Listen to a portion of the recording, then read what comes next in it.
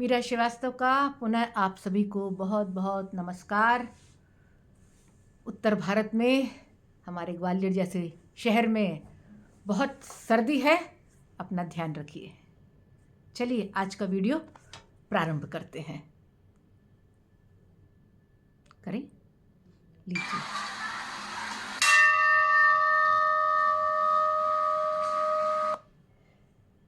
आपको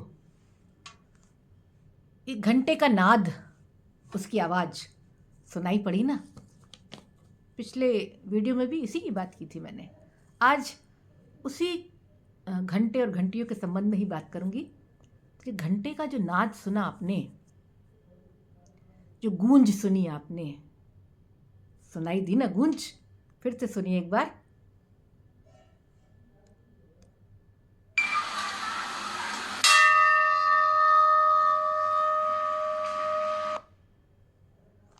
कहते हैं हमारे जो सातों चक्र हैं, चक्र तो जानते हैं ना आप?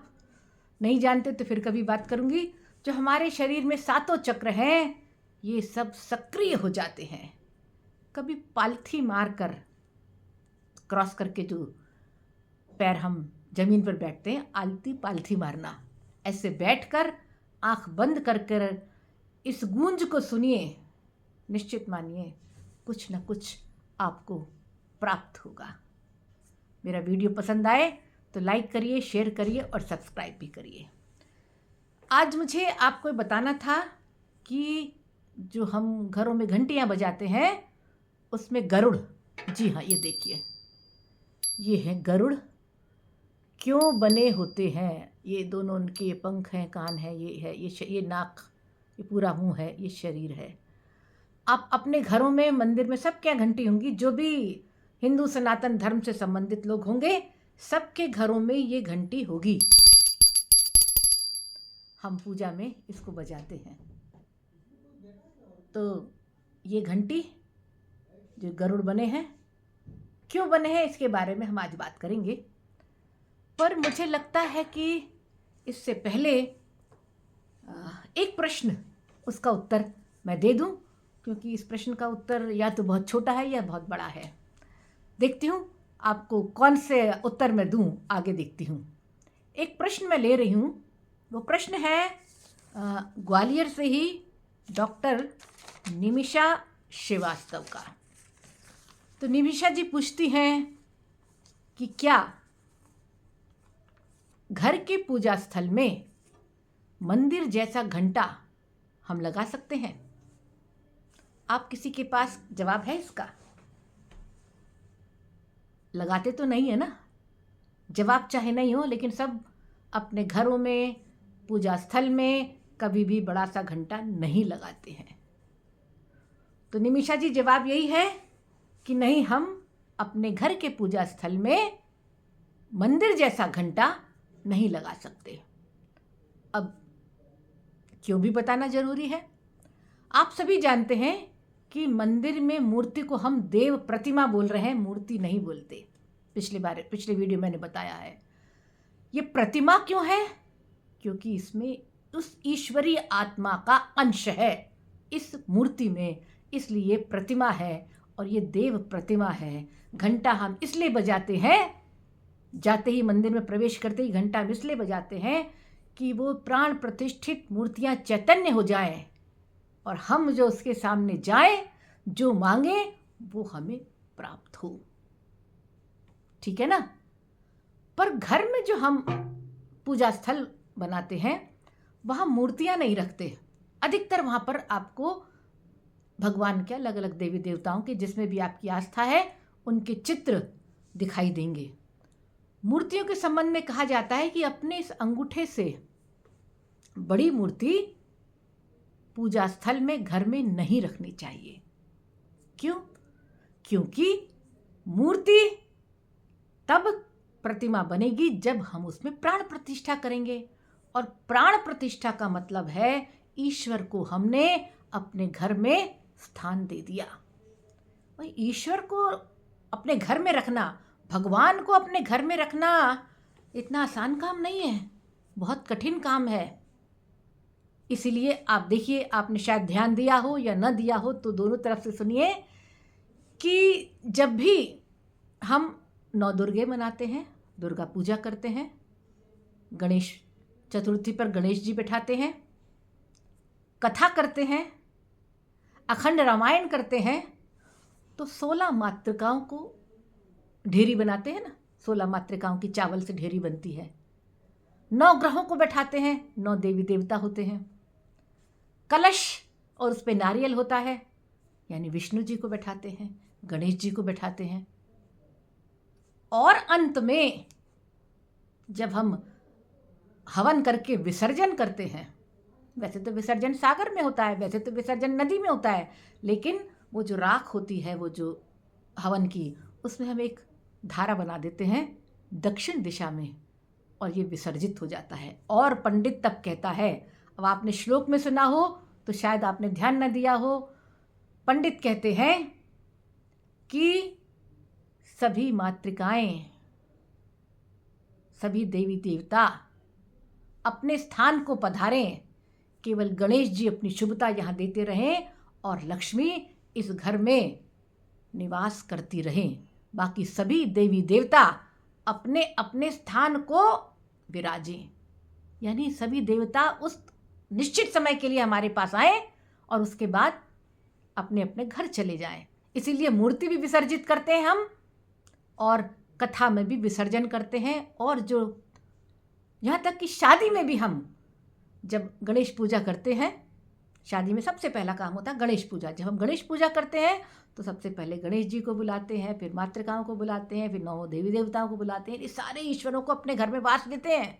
और जब बहू घर में आ जाती है तो कथा के बाद सारे देवताओं को अपने निवास स्थान जाने की निवेदन कर देते हैं और क्षमा प्रार्थना भी कर लेते हैं।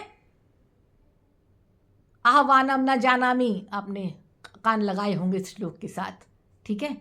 तो इसलिए जब हम सभी देवी देवताओं को अपने घर में निवास नहीं करने दे सकते, तो ईश्वर को अपने घर में कैसे हमेशा के लिए बैठा सकते हैं।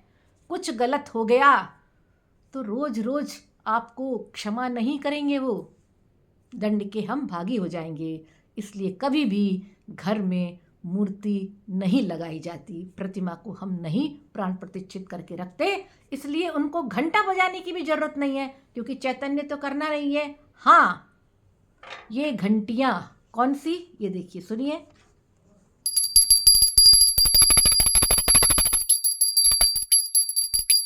ये घंटी हम अपने घर में बजाते हैं, और इसमें ये जो गरुड़ हैं,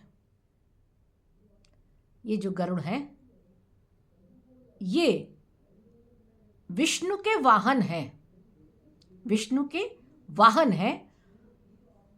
इस घंटी में बजने के माध्यम से वे हमारे दूत बनकर विष्णु जी तक हमारी बात को पहुंचाते हैं, जागृत कराते हैं उनको इनके माध्यम से कि हे विष्णु जी या हे देवी देवता, जिसको भी हम बुलाना चाहते हैं, वो इस पुजारी की, जो घर में पूजा कर रहे हैं, इस व्यक्ति की आराधना को, पूजा को, पूजन को सुनिए। इसलिए घर में हम घंटा नहीं बजा सकते। अब बात आती है कि हम, जो मैंने पहले कहा था कि हम इस घंटी पर गरुड़ क्यों विराजते हैं, तो इस घंटी पर गरुड़ इसलिए विराजते हैं कि ये विष्णु के वाहन हैं। एक बार कश्यप ऋषि की पत्नियों, 2 पत्नियां, और भी पत्नियां थी बहुत, 2 पत्नी थी, एक थी कद्रु, एक थी विंता। दोनों में जो है झगड़ा हो गया कि जो सूर्य की देवता है, उनके जो रथ पे घोड़े हैं वो सफ़ेद है या काले हैं। विंता बोली कि वो सफ़ेद हैं, कद्रु बोली वो काले हैं।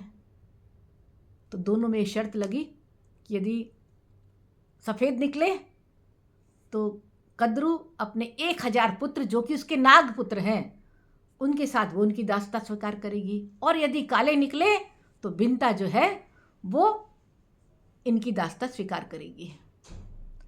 अब कद्रु को बहुत चिंता हुई, उसने चिंता होकर अपने बेटों से जब पूछा तो बेटों ने पूछा क्या बात है माँ, तो उन्होंने बोला ऐसी ऐसी बात है, मुझे लगता है कि वो सफ़ेद निकलेंगे। तो उन्होंने कहा कोई बात नहीं, सूर्योदय जैसे ही होगा हम काम करेंगे। और सूर्योदय से पहले उस काले घोड़ों पर जो सफ़ेद घोड़े थे उन पर 1000 नागपुत्र जाकर चिपक गए, और वो जो अश्व थे वो काले दिखने लगे, और बिंता को उनकी दास्ता स्वीकार करनी पड़ी। अब उनके 2 पुत्र थे, बिंता के जो 2 पुत्र थे, एक था अरुण और एक था गरुड़। ये क्या करते, बहुत चिंतित हुए, बहुत परेशान हुए।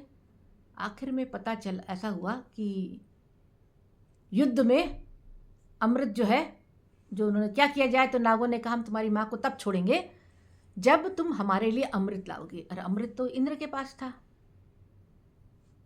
तो गरुड़ ने इंद्र को हराया और अमृत प्राप्त कर लिया। फिर विष्णु जी ने कहा कि तुमने ये अमृत जो है प्राप्त कर लिया, पर अब ये इनको नागों को दे दोगे तो ये तो विषैले हैं पूरे, क्या होगा इस संसार का। देवी देवता भी सब बोलने लगे क्या होगा क्या होगा। तो उन्होंने कहा ठीक है, हम उन तक पहुंचाते हैं, फिर कोई व्यवस्था करते हैं। अमृत लेकर नागों के पास गए। उन्होंने कहा ठीक है, हम आपकी माँ को छोड़ते हैं, आप दीजिए हमको अमृत। उन्होंने कहा कि पवित्र होकर इस अमृत को छुओ। फिर उन्होंने उसको कुशा घास पर उस अमृत को रख दिया। पवित्र होने जैसे ही वो गए, नाग वैसे ही देवी देवता वो उठा के ले गए। अब ये तो इनके लिए लेके आ गए थे अमृत, इनको उनकी माँ को छोड़ना पड़ा। उनकी इस बहादुरी, उनकी इस चतुराई के लिए गरुड़ को भगवान विष्णु ने अपना वाहन स्वीकार किया, और उस वाहन के रूप में उन्होंने अपना दूत इस घंटी के माध्यम से मंदिरों में पूजा में बना दिया कि ये मेरे हमेशा से वाहन रहेंगे। और अरुण तो उनका सूर्य का वाहन आपने मालूम ही है, पहले अरुण आता है, उसके ऊपर सूर्य आते हैं। तो इस प्रकार से ये घंटी पर गरुड़ विराज गए। उन्होंने कहा हमेशा से आप मेरा कार्य करेंगे। तब से ये घंटियाँ हमारे जीवन को, हमारे दिल को पवित्र करती हैं, और ईश्वर तक हमारी इच्छाओं को, हमारी अपेक्षाओं को पहुंचाने का कार्य ये गरुड़ घंटी करती है। उम्मीद करती हूँ आपको ये वीडियो पसंद आया होगा। पसंद आए तो पुनः कहती हूँ लाइक करिए, शेयर करिए, और आपके कमेंट्स का मुझे इंतज़ार रहेगा। तब तक के लिए फिर से आपको एक बार पुनः नमस्कार।